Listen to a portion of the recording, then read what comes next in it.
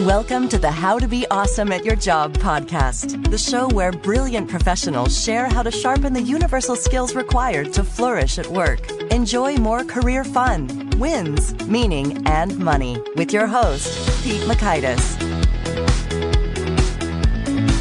Hello, and thanks for joining us here for episode 483 with Nir Eyal. Nir is talking about how we get distracted and what you can do to become indistractable.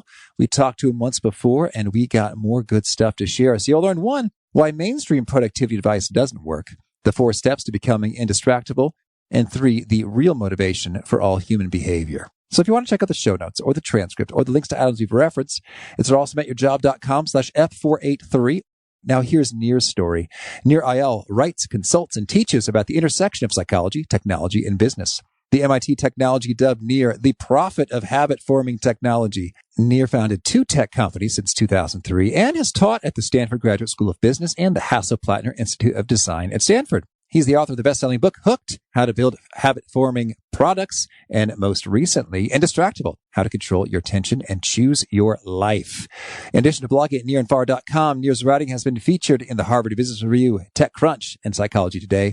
Nir is also an active investor in habit-forming technology. Some of his past investments include Refresh.io, acquired by LinkedIn, WorkLife, acquired by Cisco, Eventbrite, Anchor.fm, and many others. Nir attended the Stanford Graduate School of Business and Emory University. So, thanks to Nir for spending some time with us, and thanks to our sponsors. Check them out.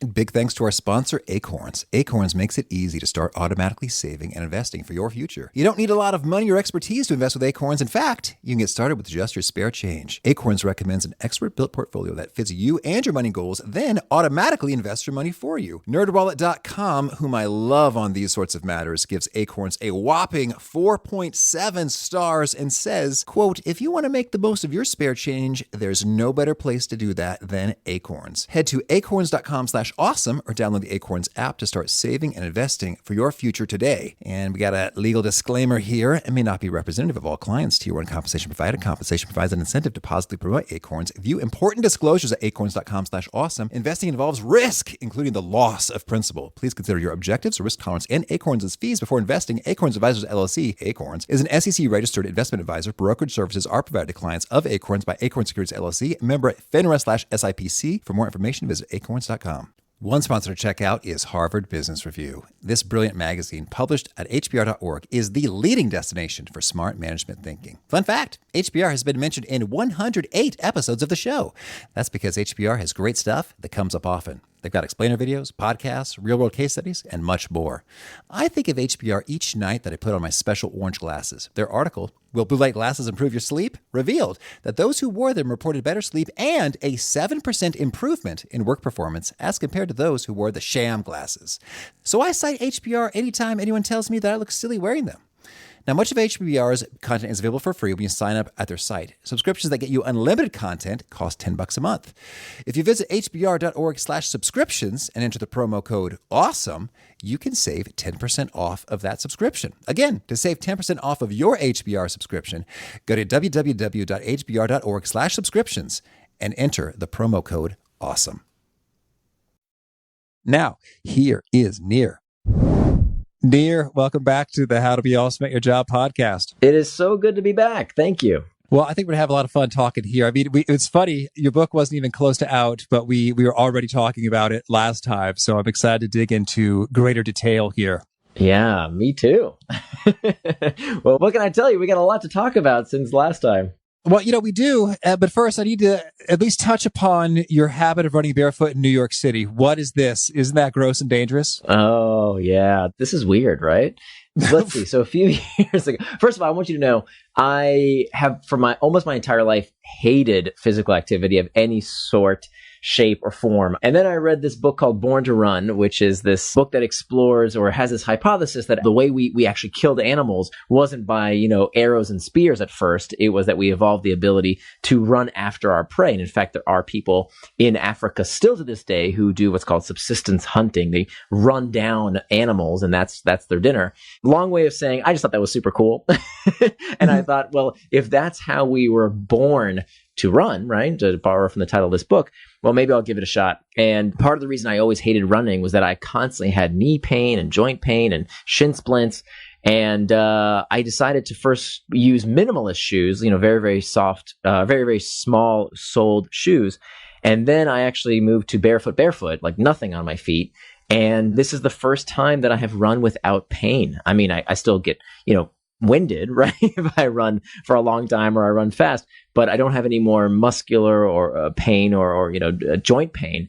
And so I've been doing it for about 4 years now. And I moved to New York City a few years ago, and I kept it up around here. And believe it or not, I get a lot of funny stares and funny looks, but thankfully haven't had any injuries.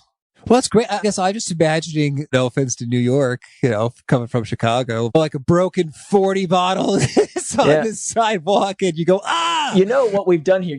Indistractable, my new book, has so many pearls of wisdom. Now that people have heard this crazy thing I've just told you, they're not going to listen to anything your else I say. Shot. Exactly. This is not what the book is about at all. But I think if there's one thread that does run through a lot of different things I do, is that I love to challenge convention. Right. I love to overturn apple carts. And in an age where, the entire time I've grown up, I've always been told that we need lots of cushion beneath our feet in order to protect us and help us run faster. And, Airs and Reeboks, they all tell us that that's what's needed. And so I just really love this way that actually turns out that these thick-soled shoes may actually be part of the problem for a lot of runners. Not for everyone, right? If you like to run and you like a lot of cushion and you're not having any pain or discomfort, well then, good on you. Keep doing it. But for me, it wasn't working. And I tried something else. And in my case, it was running shoeless. Okay. And by the way, I don't run everywhere in New York. Like there are paths that you can run on where it's relatively clean and relatively safe. All right. So you've never had a nasty shard of anything get wedged into your foot and cause it to bleed. Don't jinx me, bro. But so far, so good. No, I've never had anything. Because what's interesting about the way we run is that if you run correctly, you should land very softly on the ground. When you run without shoes, you actually can't run incorrectly. It hurts. You feel it immediately. You get this feedback right away. And so I don't land very hard on the ground. It's amazing how our feet have evolved to prevent injury. Okay. Well, I'm satisfied. Thank you. Take my word for it. You don't have to do it. It's okay. All right. So you've been putting a lot of time and research into this notion of becoming indistractable. Can you share with us kind of why did this become a passion point for you? And you've chosen to invest your energies here. Yeah. So I wrote Hooked about 5 years ago, this book, which is subtitled How to Build Habit-Forming Products. And that book is really about this question that I had at the time of how do we get people to use our products and services? So many products and services out there are wonderful. They're great. They improve people's lives if they would only use them. And so I wanted to understand the psychology behind how some of the world's most habit-forming products do what they do, right? How do companies like Facebook and Twitter and Instagram and WhatsApp and Snapchat and Slack, how are they designed to get us to keep coming back? And wouldn't it be great if we could take that same secret sauce and apply it to all sorts of products and services, right? To build healthy habits. And so that's what Hooked was all about. I looked for this book. I couldn't find it, so I decided to write it myself. I taught for many years at Stanford, at the Graduate School of Business, and at the Hasso-Plattner Institute of Design. And that was the subject of my first book. Now, shortly after that book was written, about a year and a half, 2 years after that book was written, I found that my behavior was changing in ways I didn't always like, to be honest with you. I remember this one occasion, I was sitting with my daughter and we had this afternoon together and we had this book of activities that daddies and daughters could do together. And one of the activities was to ask each other this question. And I'll never forget the question. The question was, if you could have any superpower, what superpower would you want? And I remember the question, but I don't remember her answer. Because when she was telling me the answer to this question, I was busy on my phone.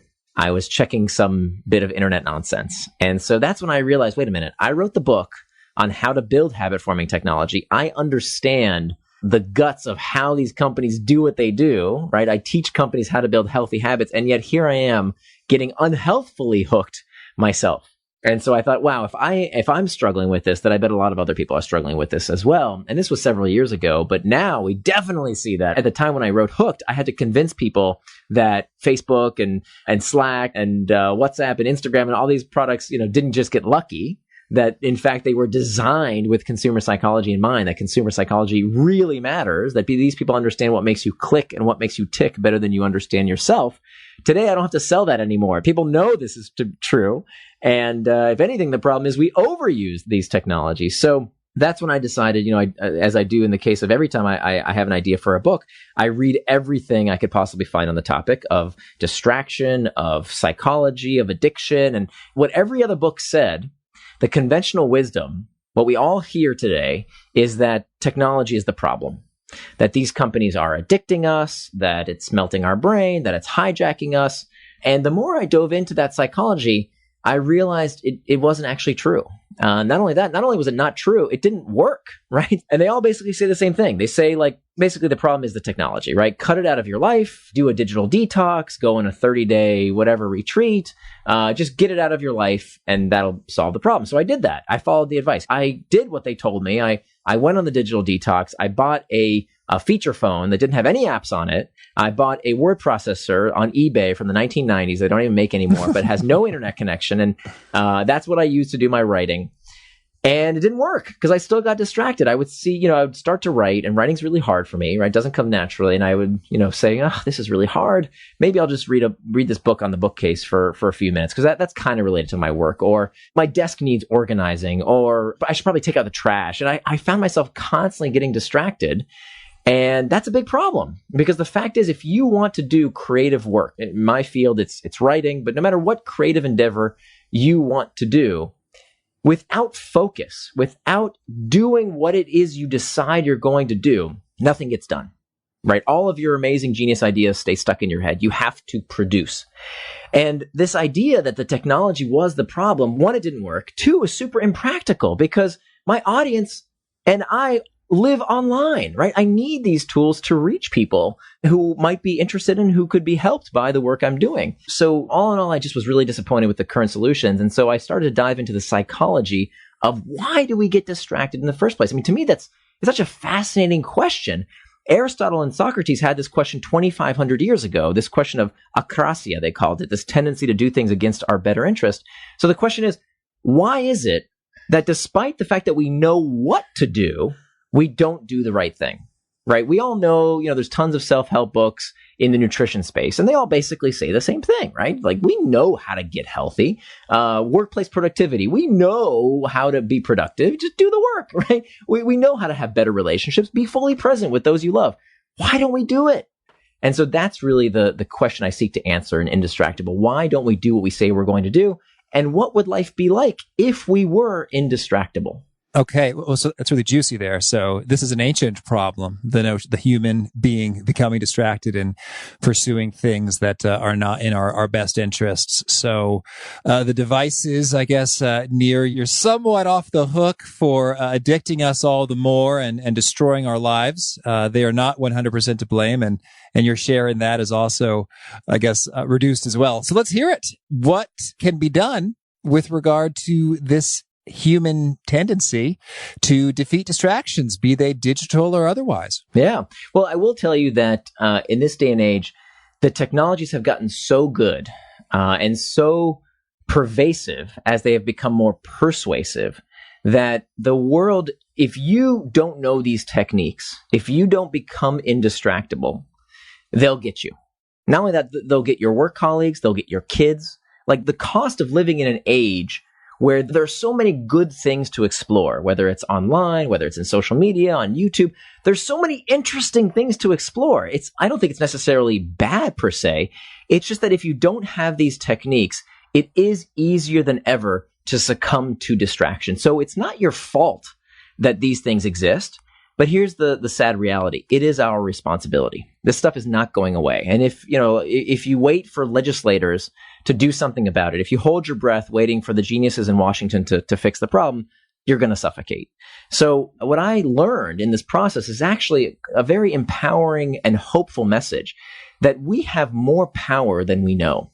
That in fact, by calling these things addictive, by thinking that they're hijacking our brain, we are actually, ironically, making it so. It's called learned helplessness. That when we say, oh, those algorithms are hijacking my brain and it's addictive, and especially when people talk about their kids, by the way, it's fascinating, right? They're absolutely convinced that there's nothing they can do about it, that these kids are just, addicted to these video games.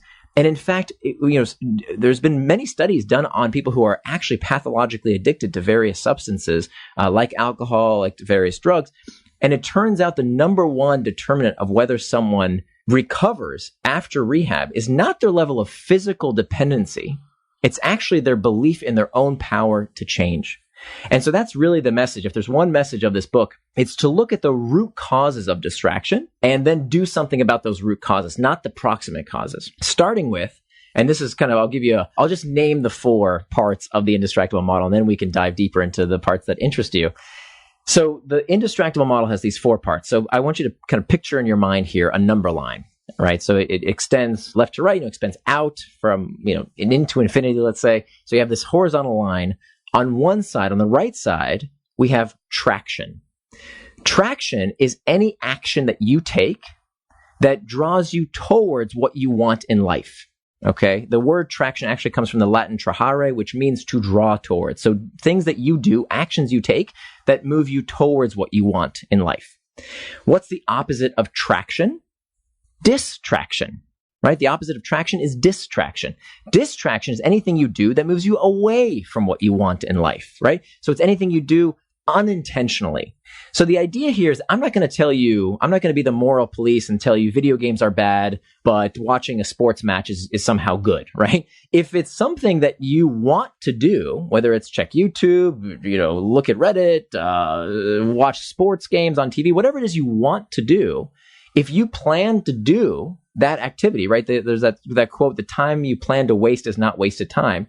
As long as you plan to do that, it's traction. If it takes you off track, right? If you were with your daughter like I was, and I plan to spend time with her, and then I get distracted with my phone, well, that took me off track. It did make me do something I didn't want to do. So that's distraction. Okay. So that's traction and distraction. Now, you've got this horizontal number line. Now imagine 2 arrows pointing to the center of that number line. And these 2 arrows represent the things that either lead us to traction or distraction. They are 2 types of triggers. We have external triggers and we have internal triggers.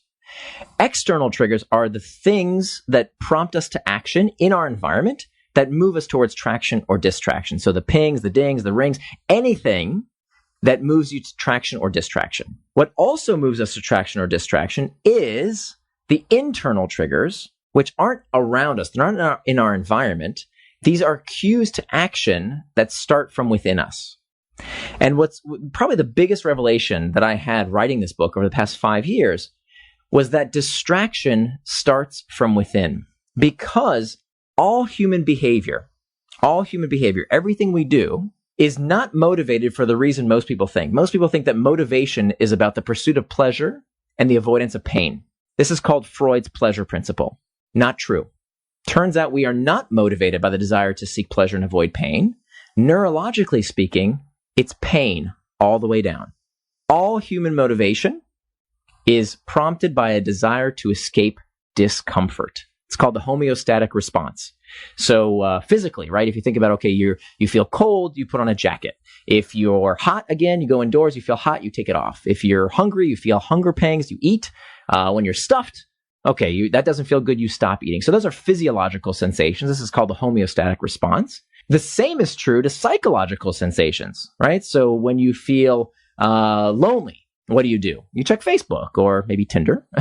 If you feel uncertain about something, before you scan your brain, what do? You check Google. If you are bored, what do? You check Reddit or news or YouTube or all these different products to satiate that uncomfortable emotional state. Even the pursuit of pleasure, in fact, desire is uncomfortable, right? There's a reason we say love hurts, right? Because even wanting something is psychologically uncomfortable. So this means if we believe that all behaviors is prompted by the desire to escape discomfort, that means that time management is pain management. And if we want to do the things we say we're going to do in business and life and our creative endeavors, we have to understand how to master these internal triggers. So that's the first step. Master the internal triggers. The second step is make time for traction. The third step is to hack back the external triggers. And the fourth step is to prevent distraction with pacts. So that's basically the outline of this book. Lots of tactics. That's the overall strategy. Well, I'm fascinated by this principle here that it's all pain avoidance. And I guess you're putting desire in the category of pain. Because I'm thinking, well, we certainly do things just for the fun of it. Like, I'm thinking of going on a honeymoon. I'm thinking when I went to Hawaii with my wife, it's like there wasn't something we were trying to escape. I mean, yeah, it was cold in Chicago, but we were primarily thinking, oh, Hawaii, it's going to be sunny and fun and enjoyable, and we'll just get to be together. And so I guess I'm just wrapping my brain around this notion that it is, in fact, all pain avoidance as opposed to pleasure seeking. Yeah, so it's a perfect example. So why does the brain make us feel good? If the idea is that we have this pleasure response, right? We definitely have this response to pleasure. But in fact, it turns out that we don't do things because they feel good. We do things because they felt good in the past. We have a memory, an association that creates a desire, a longing, an uncomfortable itch that we seek to scratch because we have this memory of how it felt in the past. And that's the driver. Even the pursuit of pleasure is itself an escape from discomfort. Intriguing. So because I've had previous experiences of going on vacation or taking a break from responsibility and just hanging out with people I enjoy, the notion, because I'm recalling that, I'm experiencing a desire, a form of discomfort, because like that is the thing I want, and I'm trying to escape that desire by doing it. Right. Exactly. So that longing, that wanting, that craving is in fact what's driving your behavior, driving your action. And I'm intrigued. Now, I've heard in the realm of marketing, for example, that it seems like it's almost always a better pathway in terms of effectiveness to deal in pain than as opposed to pleasure. So I've read that before. I don't know. You do a lot of research. Can you lay it on me? Some studies that point to this truth. Yeah. So it's not that we create pain. That's sadistic, right? We would never want to create pain in our customers.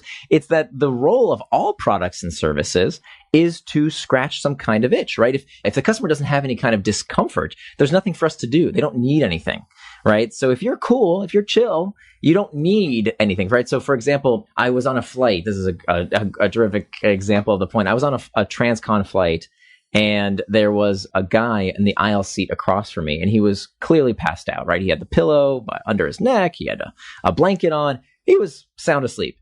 And the flight attendant comes by, and she says to him, "Sir." Now, he's sleeping, right? He can't hear. So she says it again. She says it a little louder. She says, "Sir." He doesn't wake up. Finally, she says it even louder. She says, "Sir." And he wakes up. He says, "Whoa, what is it?"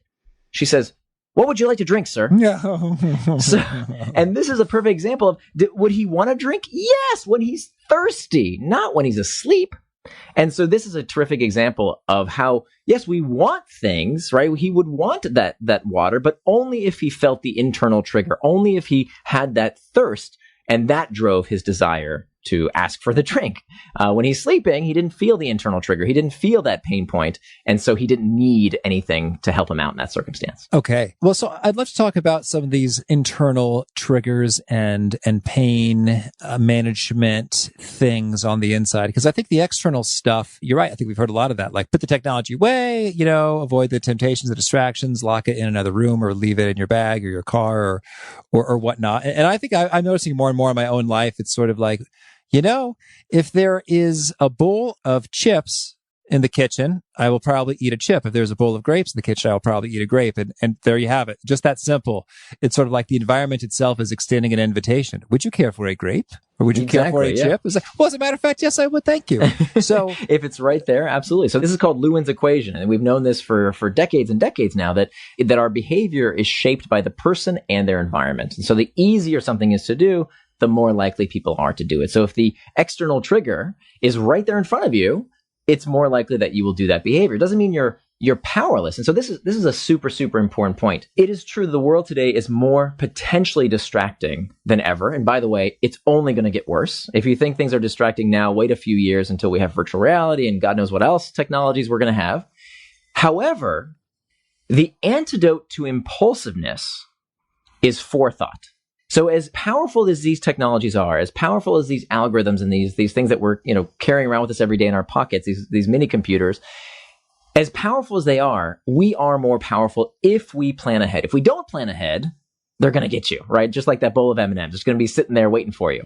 But we can plan ahead. We can take actions today that prevent us from getting distracted in the future. Well, what are some of these most highly leveraged actions we can take today to help ourselves in the future? Yeah. So the first step has to be mastering these internal triggers that we talked about, that very first step. And this requires, there's only two ways to do that. We either fix the problem, right? We fix the source of the discomfort, or we learn methods to cope with the discomfort. I give people lots of techniques that they can use that actually come from acceptance and commitment therapy, that come from a few other techniques. It really comes down to three things to master these internal triggers, to cope with these uncomfortable emotional states.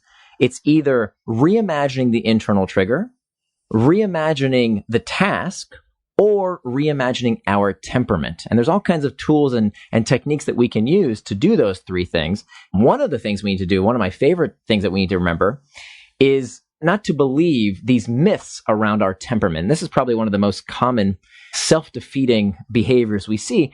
You might have heard of this concept of ego depletion, this idea that your willpower is depleted. It's kind of like a gas tank. Mm-hmm. This got me all the time. I used to come home from work. I've had a long day. I deserve to relax. So I switch on Netflix and, I've got no more willpower left. It's been depleted. So I'll open up that pint of Ben & Jerry's ice cream.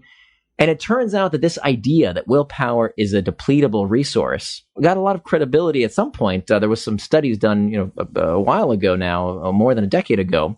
But it turns out it's not true, that these studies did not replicate. This idea of ego depletion is simply not true, except in one case. That one case is when you believe it is true. So if you were the kind of person who believed that they were spent, that their willpower is a limited resource, you behaved accordingly.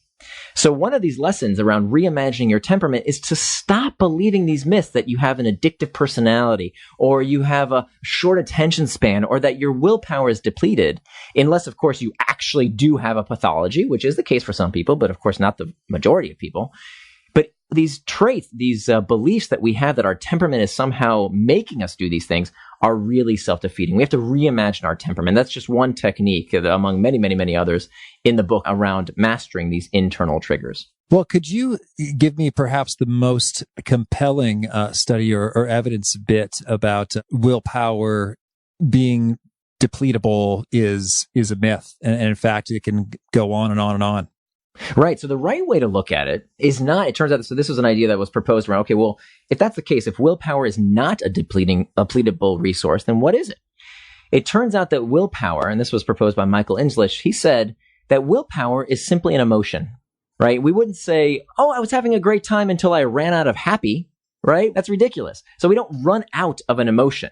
And so similarly, the antidote then is to not give ourselves this excuse that that we deserve a break, that we've run out of willpower, but rather that this is a passing feeling. And so I give techniques in the book around how we can deal with these uncomfortable emotional states, just like any internal trigger.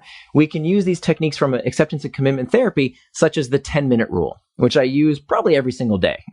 10-minute rule says that when you're about to give in to something, right before, whether it's that piece of chocolate cake or I'm just going to check out something on YouTube or look at my email, even though I've planned something else to do, we give ourselves 10 minutes. 10 minutes to let ourselves feel that uncomfortable emotional state, try and get to the bottom of what's creating that emotional state, boredom, loneliness, fatigue, uncertainty, whatever it might be. And then in 10 minutes, if we still want that thing, we can give into it.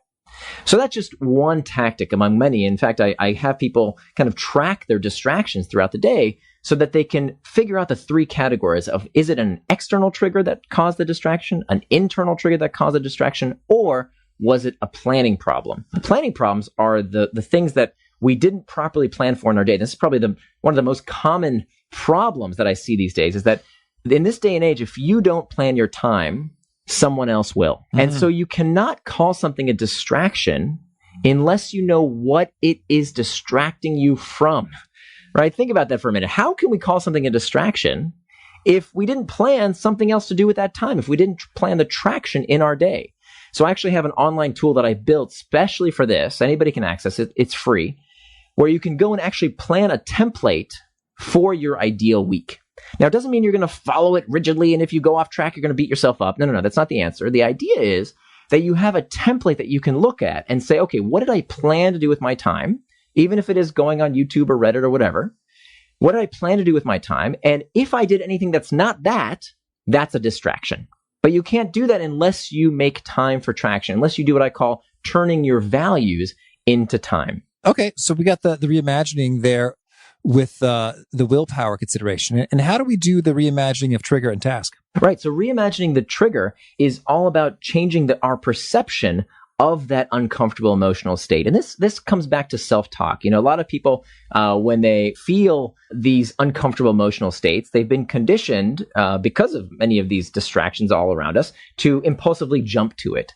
And the idea instead is to reimagine how we think about those internal triggers so that when we feel the uncomfortable state, we tell ourselves a different narrative. And people tend to fit into two different kinds of narratives. I call it either the blamers or the shamers. The blamers say, oh, it's the distraction doing it to me. It's the technology's fault. It's doing it to me.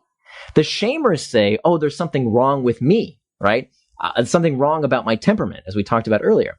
And the answer is neither of those things, right? That the answer is that it's not about blaming or shaming. These are actions that we take, and our actions can change, that is. So if we respond differently to these internal triggers, if we see them as, okay, this is difficult, this is boring, this is hard, I'm stressed right now, but that's how we get better. That's my path to improving this skill, for example. It's a much healthier way to look at it.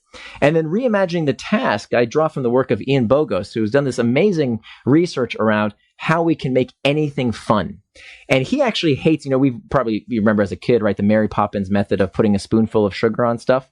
And he says that's actually terrible advice, that we don't want to, layer. Because sugar's unhealthy. Sugar's terribly unhealthy. Right, exactly. And it's a purely extrinsic reward. And we know the difference between extrinsic and intrinsic rewards. When something is extrinsically pleasurable, we don't stick with it for that long. We do it just for the reward. It's the only reason we do it. So when you pay people, for example, to draw a picture, if you pay them, they actually draw less creative art than if you say, hey, just, do your best at drawing something creative. Because they're doing it for the extrinsic reward as opposed to the pleasure of doing something creative.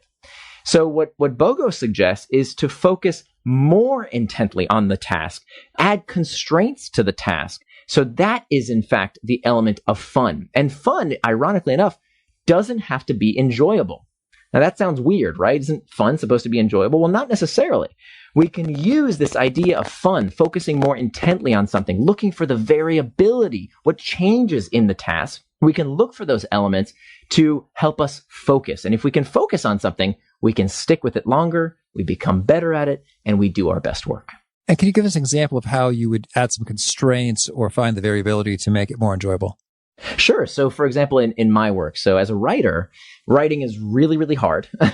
I constantly feel this internal trigger of boredom, of stress. Is what I'm doing good enough? And so the idea here is that I want to focus on the task more intently. So what I do whenever I feel myself feeling stressed about my work, I instead look for the variability. And this comes straight out of the techniques that many of these tech companies are using to keep us engaged, right? It's called a variable reward. What makes a slot machine engaging, what makes television something that we can't stop watching, is the variability, the uncertainty. So in my work, for example, when I find myself getting bored or stressed about the work I'm doing, I try and reassess, what is the mystery here? I try and look for the uncertainty, and I add in my own variable reward, right? My own intermittent reinforcement. And so what drives me to do my writing in my case, but of course it can be different for anyone's case, is the uncertainty, the mystery. So you have to add some kind of challenge that you can put into the experience that makes it variable. The variability is what keeps us engaged. Actually, this is interesting. It comes back full circle to where we started the conversation around my crazy barefoot running habit. So what turns out that our brains are built to look for these variable rewards. If you can imagine, what kept our primal ancestors hunting, right? What kept them running and seeking was in fact the variability, right? Where was the animal going to go? How fast was it moving? That was all these variable elements that are core to our DNA that keeps us hunting, that keeps us searching. So we can harness that primal instinct by looking for the variability where it may not on the surface exist. And so in your writing example, when you're trying to add variable rewards for yourself, what are you choosing? You're looking for the mystery. And what else are you doing? So I'm looking for the mystery and focusing more intently on the task. So it becomes about, how can I answer this question? Where will this lead me? You can also add various constraints. Bogus calls this a sandbox, so to speak, that in fact, the worst thing a writer can look at, the worst thing an artist can see is a blank canvas or a blank page. And so what you want to do is to try and add constraints, a time constraint, for example, some kind of constraint around how you're working to add that sandbox element to reimagine the task. So time is one. What would be some other constraints? Yeah, so output can be a constraint as well that you add. How quickly can I do this task based on how much output is created? All sorts of ways. So Bogus talks about how cutting his grass is a great example that I talked to him about. Cutting your grass is not something that you would expect to be very entertaining, right? That's something that typically people find as a chore. Well, he got super into cutting his grass. He learned about which type of seed grows best in his particular climate and the different mechanisms of cutting the grass. And it seems totally ridiculous at first until you realize that people can focus intently on all kinds of crazy stuff, right? Think about that car buff that can't stop obsessing and thinking about his cars, right? They're totally into it, right? Because they focus more intently on it. Think about the barista who's crazy about coffee and he wants to know every little detail. Think about the person who's a knitter and it just is loves and is totally engaged with all the variability and the intricacies of creating something. Now, for most of us, these specific tasks are work. But for these people, they've harnessed the power of reimagining the task so that it becomes play, it becomes fun.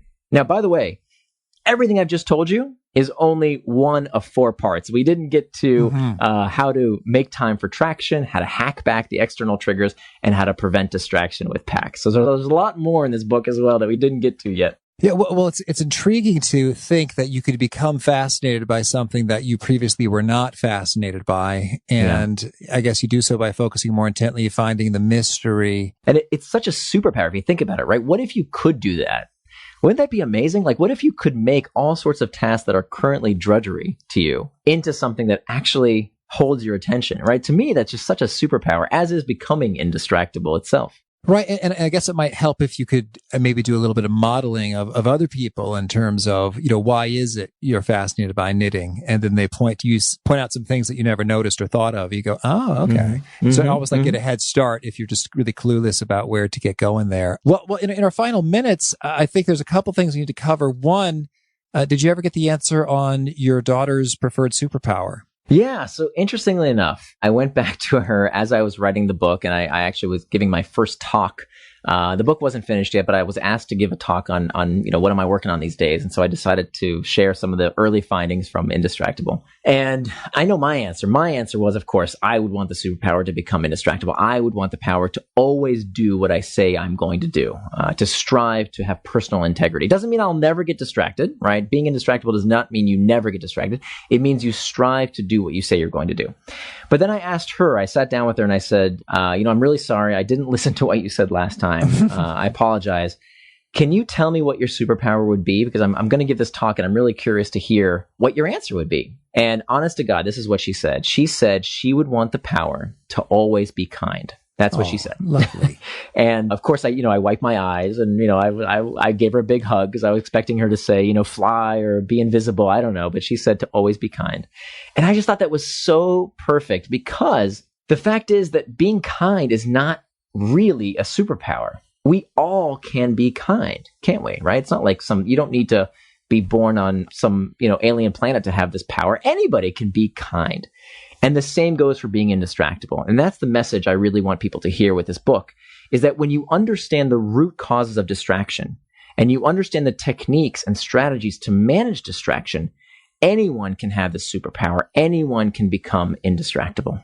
Beautiful. Thank you. Now, could you share with us a favorite quote, something you find inspiring? Here's one of my favorite quotes by William James. It's, "The art of being wise is the art of knowing what to overlook." And I think that's a really fantastic quote because what I found in my years of researching the psychology of distraction is that understanding distraction is an underutilized trait. It's an underutilized skill because it's not good enough to just know what we should do. right? That's not good enough, is to know what to do. It's also about knowing what we should not do. How do we keep ourselves from getting distracted? Because at the end of the day, we all know big picture what we should do in our day, how to get fit, how to have a better relationship. Big picture, we know the answers. And yet we don't do them, right? Why don't we do these things?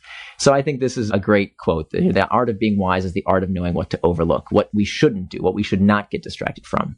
And do you have a final challenge or call to action for folks seeking to be awesome at their jobs? Yeah, so I think the challenge that I would ask people to consider is, what is taking you off track? Maybe just I can actually give your listeners a tool, a distraction tracker that I would challenge them to simply keep track without judging, right? Without beating yourself up, with being kind to yourself, the way you would be kind to a friend.